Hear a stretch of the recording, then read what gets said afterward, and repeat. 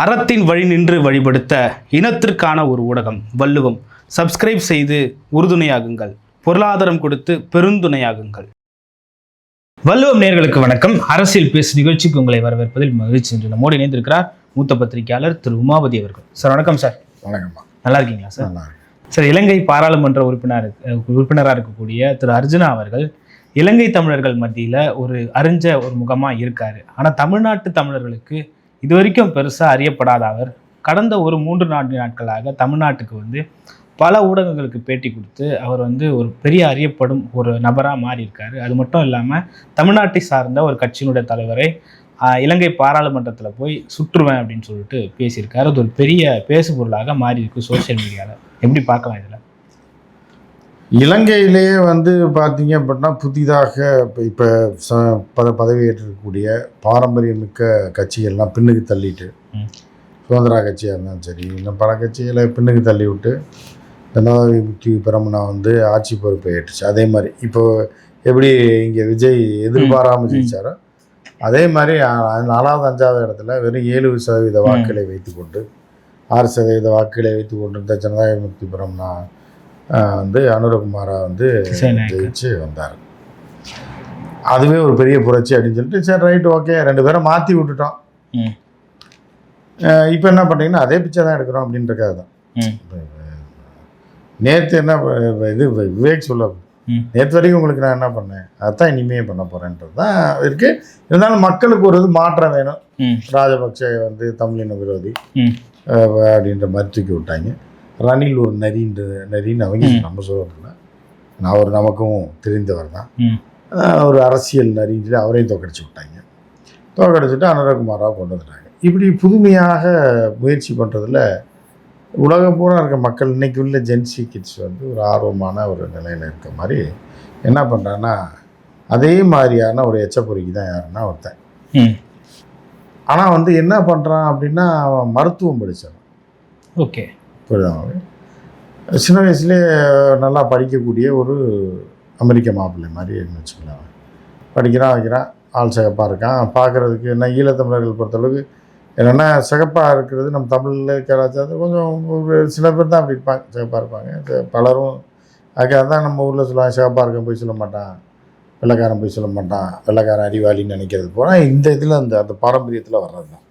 அது மாதிரி இலங்கையும் வெள்ளைக்காரன் ஆண்டிருக்கான் அப்படின்றதுனால சில மக்கள் சிகப்பாக இருக்காரு டாக்டர் வேறு அப்படின்னு நினச்சா ஆரம்பத்தில் என்ன பண்ணுறேன்னா இவன் ஒரு தியாகியாக தன்னை காட்டிக்கிறான். தியாகியாக எப்படி காட்டுறான்னா இவங்க அப்பா எல்டிடியில் இருந்தவர். ஆமாம், ஒரு போராளி, காணாமலாக்கப்பட்டார். இந்த தேசத்திற்காக தமிழ் இனத்திற்காக தியாகம் பண்ணியிருக்காங்கலாம் உருட்டினான்.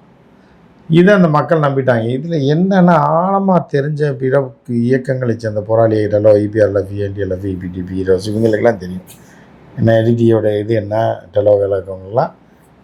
போராளிகள்னால் யார், அங்கே வேலை பார்த்தவங்க யார், சம்பளத்துக்கு வேலை பார்த்தவங்க யார். ஒரு கட்டத்தில் அவங்க கட்டுப்பாட்டில் மேதகு கட்டுப்பாட்டில் வடகிழக்கு மாகாணங்களில் பல பகுதிகள் அவங்க ஆளுகை கீழே வருது. மத்திய அரசு கட்டுப்பாட்டுக்குள்ளே இல்லாமல் ஒரு தனி நாடாக செயல்படுறதுனால அவங்க தனி போலீஸ் நியமித்தாங்க. தனியாக பேங்க்கு, தனியாக வட்டி கடையிலேருந்து பேங்க்லேருந்து பல அலுவலகங்கள் அவர்கள் தனியாக இது பண்ணாங்க. ரூபா நோட்டு மட்டும்தான் அடிக்கலை, அது வரைக்கும் எல்லாம் போனாங்க. எல்லாமே பண்ணிகிட்டு இருக்கும்போது அந்த இதை கட்டுப்படுத்தணும்ல, ஏற்கனவே காவல்துறை இருந்தால் தானே கட்டுப்படுத்த முடியும், போராளிகளே கட்டுப்படுத்த முடியாதனால சரி அப்போ சம்பளத்துக்கு ஆட்களை போட்டாங்க. ஓகே, காவல்துறைன்னு ஆரம்பித்து அவங்களுக்கு சம்பளம்லாம் கொடுத்தாங்க. மாதம் மாதம் சம்பளம். அவங்க இந்த காவல்துறை பணிகளை செய்யணும், நியாயமாகவும் நேர்மையாக பண்ணணும். அதே மாதிரி நீதிமன்றங்கள்னு அவங்களே அமைச்சாங்க, வழக்கு படித்தவர்களுக்கு. அதில் வேலை பார்த்த ஒருத்தர் தான் யாருன்னா இவங்க அப்பா. யார்? அர்ஜுனாவோட அப்பா. அர்ஜுனோட ராமநாதன் அர்ஜுனா. அவர் வேலை பார்த்துருக்காரு. திடீர்னு அவர் எங்கேயோ காணாமல் போயிட்டார். அவ்வளோதான் முடிஞ்சு. அவர் போயிட்டார், அவ்வளோதான் முடிஞ்சு போயிடுச்சு. இப்போ இறுதி போகிறதுக்கு அப்புறம் அவரை காணாம். சரி அப்போ இந்த கணக்கில் எழுதிட்டாங்க, முடிஞ்ச கணக்கில் எழுதிட்டாங்க. அது சம்பளம் வாங்கிட்டு வேலை பார்த்தார், அவ்வளோதான். அதுக்கப்புறம் இந்த தம்பி அப்படியே ஒரு டுமாக்கோலியாக சுற்றிட்டு இருக்கான். அப்படியே முடிச்சு பார்த்துக்கிட்டு வச்சுக்கிட்டு அப்படி நல்லா படிக்கக்கூடிய பையன். எம்பிபிஎஸ் யாழ் பல்கலைக்கழகத்தில் படிக்கிறான். படித்து முடித்ததுக்கப்புறம் என்னென்னா விபரீதமாக எல்லாத்தையும் பார்த்துட்டே இருக்குது. இப்படியே இருந்துகிட்டே இருந்தோம். டாக்டர் ஆகிட்டான். அவன் கொஞ்ச நாள் அப்படியே வேலை பார்க்குறான். வேலை பார்த்துட்டே இருக்கும்போது சாவச்சேரி ஹாஸ்பிட்டலில் ஒரு வயசு கொஞ்சம் வந்தோடனே ஒரு எக்ஸ்பீரியன்ஸ் ஆகணுன்னு பொறுப்பு மருத்துவ அதிகாரியாக சேர்க்குறாங்க. அங்கே தான் இவனோட ஆட்டம் ஆரம்பிக்குது. என்ன பண்ணுறான்னா இதான் அப்போ ஃபேஸ்புக்கு, இன்ஸ்டா இதிலலாம் அதை போடுறது இதை போடுறது இதை ஒன்று போட்டுட்ருக்கேன். போட்டுக்கிட்டு இருக்கும்போது ஒரு டாக்டர் இல்லை, இருந்தாலும் டாக்டர் ஒரு மருத்துவ அதிகாரி அப்படிங்கும்போது இது இருக்கும்போது என்ன பண்ணுறாரு, திடீர்னு ஒரு நாள் ஃபேஸ்புக்கில் யாழ் மாவட்டத்தில் மருத்துவமனைகள் எல்லாம் ஊழல் நடக்குது, டாக்டர்கள்லாம் வந்து ரொம்ப இது பண்ணுறா வேலைக்கு சரியாக வர்றதில்லை, மக்களை கவனிப்பதில்லை, மருத்துவப்பட்டவர்கள் இப்படின்னு கதை விடுறான். அதுக்கப்புறம் என்ன பண்ணுறான்னா அங்கே வந்து என்னென்னா இந்த புதிய அரசு அங்கே வர்றதுக்கு முன்னாடி என்ன பண்ணுறாங்க, இப்போ தான் போர் வடக்கு மாகாணமே இப்போ முழுக்க புலிகள் கையில் வச்சு யாழ்ப்பாணத்தை தவிர யாழ்ப்பாணம் விழுந்துருச்சு. அப்புறம் யாழ்ப்பாணம் வந்து கவர்மெண்ட் கையில் போயிடுச்சு. அப்போ வந்து என்ன ஆகும் அப்படின்னு பார்த்தீங்க அப்படின்னா கிளிநொச்சி இப்போ பஸ் ரூட்டு பார்த்தீங்கன்னா கிளிநொச்சி வழியாக தான் யாழ்ப்பாணத்துக்கு, இல்லைன்னா மன்னார் இங்கே எந்த பக்கம் போனாலும் யாழ்ப்பாணம் தனியாக கவர்மெண்ட் சிங்கள கவர்மெண்ட் கையில் இருந்துச்சு. சுற்றி உள்ள பகுதி பூரா புலிகள் கட்டுப்பாடு இருந்துச்சு. அதனால் என்ன பண்ணுவாங்கன்னா இவங்க வந்து சிங்கள பகுதியிலேருந்து ஹெலிகாப்டரில் தான் அங்கே போயிட்டு இறங்கிட்டு வந்துருப்பாங்க. ஆனால் அந்த பகுதி மட்டும் இவங்க ஆளுகையில் சென்ட்ரல் கவர்மெண்ட். ஓகே, அப்படி இருந்ததுனால அதுக்கு நிறையா வசதிகள் அவங்க செஞ்சு கொடுக்குறாங்க. வேறு இராணுவ கேம்பை வச்சுக்கிட்டு அப்படியே யாழ்ப்பாணம் திருப்பி அவங்க கைப்பற்றிடுற அளவுக்கு ஆர்மி கேம்பை வச்சுக்கிட்டு ஓட்டிகிட்டு இருந்தாங்க. அங்கே தான் பெரிய யாழ் மாவட்ட மருத்துவமனை இருக்குது. ஸோ அப்படி இருக்கும்போது என்ன பண்ணுறேன்னா இப்போ ஆட்சி மாற்றாச்சு, இப்போ எல்லாம் முடிஞ்சதுக்கப்புறம் டாக்டர்கள் ஊழல் பண்ண ஆரம்பிச்சிட்டான் சில பேர், எல்லோரும். எப்படின்னா முதல்ல மருந்து மாஃபியாக்களில் புலிகள் இருக்க வரைக்கும் உள்ளே வர முடியாது, மருத்துவமே கிடையாது. ஏன்னா நோயின்றதே ஒரு மனப்பிராந்தி தான். மனப்பிராந்தியை வந்து ஊட்டி விட்டு உங்களை மிரட்டி தான் நோயை, பாதி நோய் அதுதான். பயப்படாமல் இருந்தீங்கனாலே பாதி நோய் போயிடும். ஸோ அப்படி இருக்கும்போது அதை மிரட்டி பணம் சம்பாதிக்கிறது தான் மெடிக்கல் மாஃபியாக்களோட வேலை. அப்போ இந்த இயக்கங்கள் ஆட்சியில் இருந்த வரைக்கும் அந்த மாதிரிலாம் எதுவும் நடக்கலை. அவங்க போன உடனே என்ன பண்ணால் மெடிக்கல் மாஃபியா உள்ள நுழையிறான். 10 வருஷமாக நுழைஞ்சோடனே அதே மாதிரி டாக்டர் வேலைக்கு வர்றதில்லை. முதல்லலாம் ஒழுக்கமாகவும் கரெக்டாக இருந்தவர்கள் சிலர் வேலைக்கு வர்றதில்லை, மருந்து மாத்திரை இல்லைன்றது. அதுக்கப்புறம் என்ன பண்ணுறாங்கன்னா கவர்மெண்ட்டில் ஸ்கேன் டிபார்ட்மெண்ட்டுன்னு ஒன்று ஆரம்பிக்கிறாங்க. ஆனால் அதுக்குள்ளே ஸ்கேன் மிஷினே இல்லை. எதுக்குன்னா ஒரு ரூமை ஒதுக்குறாங்க, அடுத்தடுத்து நம்ம கொண்டு வந்து இறக்குவோம், ஸ்கேனு எக்ஸ்ரே இறக்குவோன்னு ரூம் ரெடி பண்ணி பெயிண்ட் இருக்குல்ல. இவன் என்ன பண்ணுறான், சோசியல் மீடியாவில் அதை எடுத்து போடுறான். பாருங்கள், ஸ்கேன் ரூம் போட்டு ஸ்கேன் மிஷினே இல்லை, எக்ஸ்ரேன்னு போட்டு எக்ஸ்ரே இப்போ தான் ரெடி பண்ண போகிறாங்க, அதை எடுத்து போட்டு வைரல் பண்ணோன்னு. ஆமாம், மக்கள்லாம் என்ன பண்ணுவோம், ஹியூமன் கேட்டல்ஸ்லாம் கொந்தளிப்பாங்க. ஆமாம், இது தான் நாங்கள் சொல்கிறோம், போனாலே இந்த மாதிரி பண்ணுறாங்க, காசு கேட்குறாங்க, செச்சல் தள்ளுற காசு கேட்குறான், அது தள்ளுற காசு கேட்குறான். ஆனால் எல்லா ஊர்லேயும் இல்லை. உடனே அதை ஒரு டாக்டரே வெளிக்கொண்டு வரும்போது என்ன ஆகும், இப்போ ராஜீவ்காந்தி ஹாஸ்பிட்டலில் குறைபாடுகள் இருக்குதுன்னு சொல்லி மக்கள் சொல்லலாம், இல்லை எவனா இன்ஃப்ளூயன்சர் போட்டால் வேறு. அங்கே வேலை பார்க்குற டாக்டரை பாருங்கள், இவ்வளோ குறைகள் இருக்குது, என்னுடைய பணிபுரியும் மருத்துவர்களே இவ்வளோ ஊழல் செய்கிறார்கள், காசு வாங்குறாங்கன்னு போட்டால் அப்படி இருக்கும். ஃபேமஸ் ஆகிடுவாங்களா இல்லையா? இதே மாதிரி ஃபேமஸ் ஆகிடுறாரு. ஃபேமஸ் ஆனால் இப்படி ஒரு மருத்துவரா, இவர் தான் நம்ம பிரதிநிதின்னு முடிவு பண்ணிடுவோம். ஒன்று ஹியூமன் கேட்டல்ஸ்லாம் சேர்ந்து பெரிய ஆள்றான், இவர் தான் ஆபத் பாந்தவன், பிரபாகரனுக்கு அடுத்து இவர் தான் நம்ம காக்க வந்த தெய்வன்ற ரேஞ்சுக்கு ஃபீல் பண்ணிடுறேன். ஃபீல் பண்ணோடனே பார்க்குறான், ஆஹா நம்ம வலையில் விழுந்துட்டாங்க, இனி இவங்கள இது பண்ணிட வேண்டியது அப்படின்ட்டு என்ன பண்ணுறான்னா அடுத்த கட்டமாக இப்படியே போய் புரட்டு பீலா விட்டுக்கிறது, இது பண்ணுறது, அசிங்கமாக பேசுகிறது. யாரையாவது இன்னைக்கு இங்கே இவனை பற்றி பேட்டின்னு கேட்டிங்கனாலே நான் நாயின்னு தான் ஆரம்பிப்பேன், நான் மறந்துட்டேன், அதனால் இடையில ஆரம்பிக்கிறேன். ஏன்னா இவன் வந்து எப்படின்னா யாழ்ப்பாண மக்களோ வடக்கு மாகாண மக்கள் ரொம்ப என்ன அண்ணன், என்ன பண்ணுறீங்கள், என்ன மச்சான், இப்படி தான் பேசுவேன். யாரெல்லாம் இருந்தால் மரியாதையாக தான் பேசுவேன். என்ன தங்கச்சி, என்ன அண்ணா, அப்படி தான் பேசுவாங்க.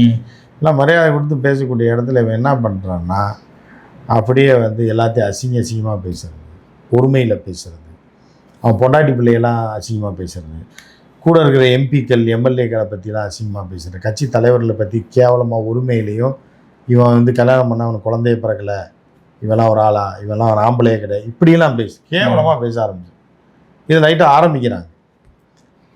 இது ஆரம்பத்தில் என்ன பண்ணால் 2024 இவன் அப்படி பண்ணும்போது இவனை ட்ரான்ஸ்ஃபர் போட்டு விட்டுறாங்க சிங்கள பகுதி. ட்ரான்ஸ்ஃபர் போட்டு விட்ட உடனே இந்த சில இடத்துலலாம் பார்த்திங்கன்னா கலெக்டர் எல்லாம் ட்ரான்ஸ்ஃபர் போடும்போது அந்த மக்கள் போராட்டம் பண்ணுவாங்க, நாங்கள் நல்லா இருந்தவரை எங்கே மாற்றுறீங்கன்னா அது கவர்மெண்ட்டில் மாற்றி தான் ஆகும். அண்ட் மாற்றின உடனே அன்றைக்கி ஒரு பெரிய போராட்டம் நடக்குது. இதுதான் இவனுக்கு டேர்னிங் பாயிண்ட்டே வாழ்க்கையில். என்னை மாற்றி விட்டார்கள் ஃபேஸ்புக்கில் போட்டோன்னே ஒரு பெரிய கூட்டாங்க வந்து 100-200 பேர் குவிஞ்சிடுறாங்க. இவனுக்கு தண்ணி இல்லை, என் தண்ணி உடனே வீடை காலி செய்ய சொல்லி தண்ணியை கட் பண்ணிட்டாங்க, கரண்ட்டை கட் பண்ணிட்டாங்கன்னா இன்னும் மக்கள் கொந்தளிச்சு ரோட்டில் புகுந்து பரண்டு மக்களுக்காக மக்கள் மருத்துவருக்கு எவ்வளோ ரீதியான்னு சொல்லி இந்த பைத்தியங்கள் பூரா போராட்டம் பண்ணாங்க. ஏன்னா மாற்றம் வேணும்னு நினைக்கிறான் மக்கள். போராட்டம் பண்ணோடனே பயங்கர நேமாயிரா, இலங்கை முழுவதும் மயனா இன்னும் பல வேலைகள் செய்கிறான். அப்புறம் கல்யாணம் பண்ணுறான். கல்யாணத்தில் வந்து அந்த ப்ரொஃபஸர் மகளை கல்யாணம் கட்டி கொடுக்குறாங்க. அதுக்கு எனக்கு 100 பவுன் நகை வேணும் அது இதுன்னு சொல்லி அதையும் போடுறாங்க, 50 பவுன் நகை போடுறாங்க. கார் அவர் வந்து அவருடைய மாமனார் வந்து இவன் கார் கேட்டு பொண்டாடி அடிச்சு துரத்துறான். மாமனார் அவருடைய காரை விற்றுட்டு அந்த காசை வந்து பேஸாக கட்டி இவனுக்கு ஒரு கார் வாங்கி கொடுக்குறான். வாங்கி கொடுத்தா இவன் கொள்ளையடிச்சு வாங்கின காரு மழை தண்ணியில் முங்கி போயிருக்கு. அதை விஷுவல் எடுத்து போட்டு பாருங்கள், மக்களுக்காக போராடி என்னுடைய கார் கூட போயிடுச்சுன்னு வெளிநாட்டில் இருக்க பைத்தியங்கள்லாம் பண்ண அனுப்புனா அந்த காசு வாங்கி பெரிய கார் வாங்கிட்டு நல்லா காசு சேர்த்துட்டு வசூலை போட ஆரம்பிக்கலாம்.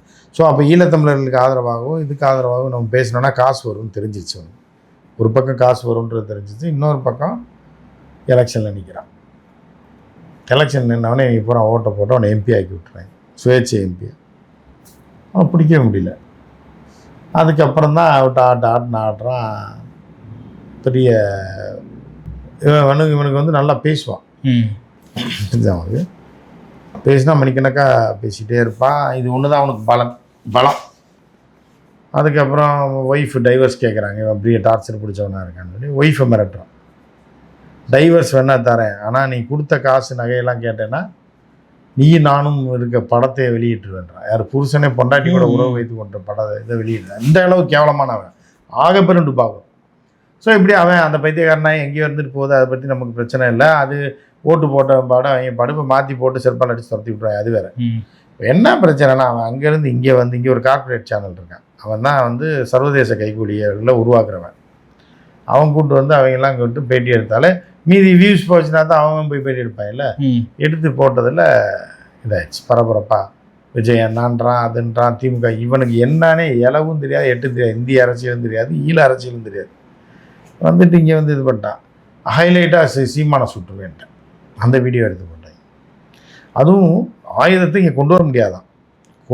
இவன் என்ன வேண்டாம் எல்லாம் இவன் வந்து இங்கேருந்து துப்பாக்கி எடுத்துகிட்டு ஃப்ளைட்டில் ஏறி வந்து சீமானை கூப்பிட்டு நெத்தியில் சுடுற அளவுக்கு சீமானை அந்த அளவுக்கு லூஸாக நினச்சானா என்னன்னு தெரியல. அதுதான் வந்து இப்போ பெரிய டாக் ஆஃப் தி டவுனாக போயிட்டுருக்கு. இப்போ இவங்க விட்டுவிட்டான். வந்தப்போ அவன் ஏற்கனவே பேசியிருக்கான் பார்லிமெண்ட்டில். வந்தவொடனே ஏர்போர்ட்லேயே அந்த நாயை சட்டையை பிடிச்சி ரோட்டில் தரதரன்னு இழுத்து போட்டு 4 மிதியை மிதிச்சிருக்கணும். இவங்க விட்டாங்க. இங்கே வந்து அவன் ஆத்திர ஓடி போயிட்டாங்க. திருப்பி இலங்கைக்கே ஓடி போயிட்டாங்க. எடுத்து முதல்வர் ஆகணும்னு அடுத்த பிளான். அதுக்கு தான் விஜயை பார்க்க வந்திருக்கேன். நல்ல வேலை விஜய் பார்க்காது, சந்தோஷம். அவரை அழைச்சது பேசுனது எல்லாமே டிவிகேவை சார்ந்த ஒரு நபர்கள்னு சொல்லிட்டு சொன்னாங்க. நானுமே எல்லா சேனலும் பேட்டி கொடுக்குறாங்கன்னு சொல்லிட்டு அவங்க அந்த பிஏக்கு ஃபோன் பண்ணி கூப்பிட்டப்போ அவர் வந்து டிவிகேவை சார்ந்த ஒரு நபராக இருக்கார், அவர் கொடுக்குறேங்க அப்படின்னு சொல்லிட்டு சொல்கிறாரு சார். அப்போ இயக்குறது அவரை கூப்பிடுறது அவர் இது பண்ண இல்லை. அதான் இந்த பைத்தியங்களுக்கு தெரியாது, இவங்களுக்கு இலவும் தெரியாது. இலங்கை எம்பி அவனு ஒரு எம்பிக்கு நமக்கு பழக்கமாயிட்டாரு. அப்படிங்கும்போது இவன் வெயிட்டை காட்டுறக்கா இங்கே நான் தாங்க அவருக்கு எல்லாம் பேட்டி வேணுமா நான் தான் அரேஞ்ச் பண்ணுறது. இந்த பைத்தியங்கள் வந்து இவங்க ஒரு பக்கம் பண்ணிகிட்டு இருப்பான். ஸோ வந்து அவங்க இன்னொன்று சார் அவர் பார்லிமெண்ட்லேயே சொல்கிறார், என்னோட கடைசி ஆசை என்னென்னா ஜோசப் விஜய் ஆகிய நான் அப்படின்னு சொல்லிட்டு விஜய் சொல்கிறது தான் என்னோட கடைசி ஆசை அப்படிலாம் சொல்லி பேசியிருந்தேன். இல்லை அதுதான் கடைசி ஆசைன்னா மருந்து குடி செத்துற வேண்டி தானே. உன் கடைசி ஆசை நிறைவேறிச்சுல, நான் என் மருந்து குடி செத்துரு வந்து ஆயிட்டார்ல விஜய். ஜோசப் விஜய்னு நான்ட்டார்ல, போய் மருந்து குடிச்சு என்ன கடைசி ஆசை நிறைவேறிச்சுன்னு போயிட வேண்டி தானே.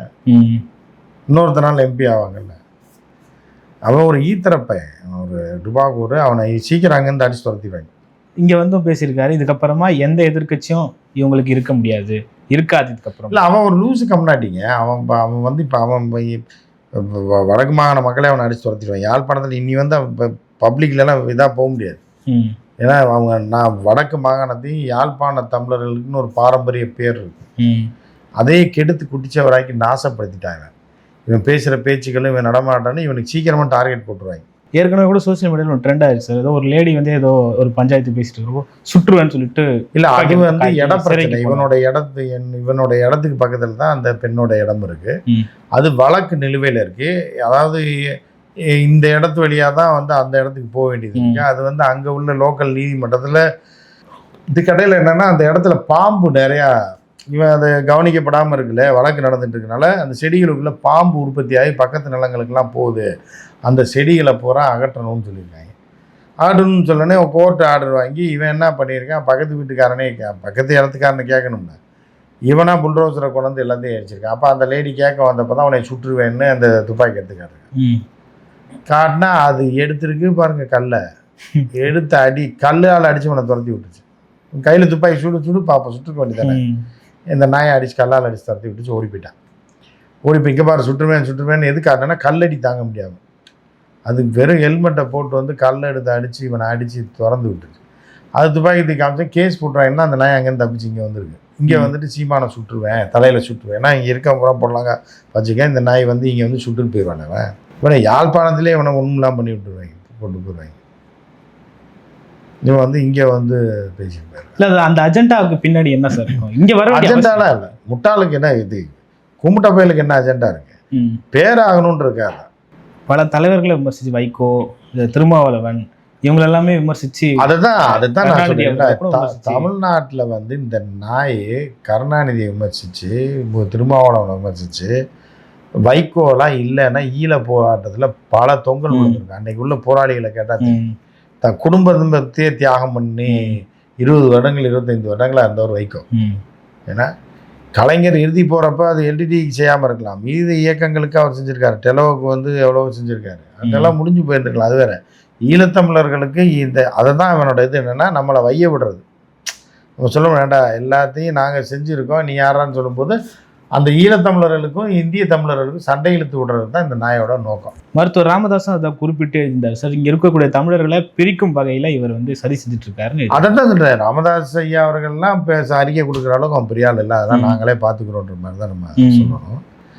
அந்த மாதிரிலாம் கிடையாது. இவன் வந்து திருமாவளவன் முதல்ல வந்து அவரோட வந்து ஃபோட்டோ எடுத்துக்கிறது, கூட எடுத்துக்கிறது, அப்புறம் குறைச்சிட நீ யாரா நாய் தமிழ்நாட்டில் வந்து பேசுகிறதுக்கு அப்படின்றது தான் அவனை கேள்வி. அவன் இன்னி வரமாட்டான். வந்தான்னா அவன் வந்து அவனை திருப்பி ஏர்போர்ட்டுகளில் அனுப்பி விட்டாங்கன்னா அதை விட மானம் கட்டவன் தமிழன் எவனுமே கிடையாது தமிழ்நாட்டில் அப்படின்றது தான் இது. ஓகே சார், விட மாட்டாங்க. ஓகே சார், பல்வேறு கருத்துக்களை பகிர்ந்து பண்ணி மட்டும் ஒரு கால் சந்திப்போம். நன்றி சார்.